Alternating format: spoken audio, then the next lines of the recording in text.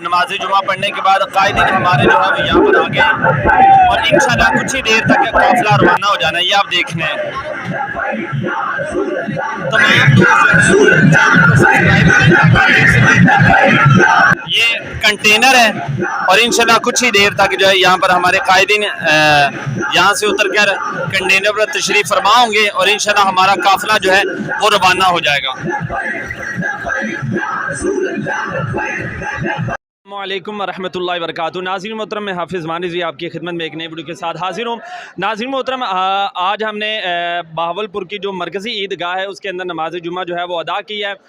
सबसे पहले तो नाज़रीन मोहतरम आपको बताऊँ कि पहले हमने अस-सादिक मस्जिद के अंदर नमाज जुमा अदा करनी थी, लेकिन इन्होंने इजाज़त नहीं दी, क्योंकि पहले भी आप जानते हैं कि जिस तरह कि यहाँ पर हमने जब जलसा करवाना था तो जनाब यहाँ की जो है हुकूमत वाले, उन्होंने जनाब कहा था कि हमने लब्बैक वालों को दाखिल ही नहीं होने देना, लेकिन अल्हम्दुलिल्लाह हमारी क़यादत यहाँ पर आई, उन्होंने बहुत ही पुरअमन तरीके के साथ जो है वो जलसा किया।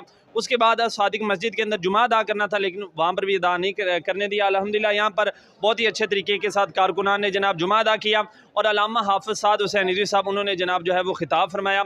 अभी जो है हम नमाज जुमा से जो है वो फ़ारिग हुए हैं और इंशाअल्लाह नाज़रीन मोहतरम आपको हम गाहे बगाहे जो है वो अपडेट जो है वो देते रहेंगे, तो आप हमारे तमाम दोस्त जो है वो चैनल के साथ जुड़े रहें। ये नाज़रीन मोहतरम काफ़िला हमारा कुछ देर तक इंशाअल्लाह रवाना हो जाना है। ये देख रहे हैं कुछ दोस्त सब आप जो है वो सुनते जो है वो अदा कर रहे हैं और इंशाअल्लाह लोग आप देख रहे हैं कि काफ़ी तादाद के अंदर इधर मौजूद हैं जो कहते हैं ना 700, तो उनके लिए ये है कि ये काफ़िले के पीछे जो लोग हैं ना, आप इनकी जो है वो गिनती लगा लें कितने, बाकी 700 को तो आप छोड़े ना।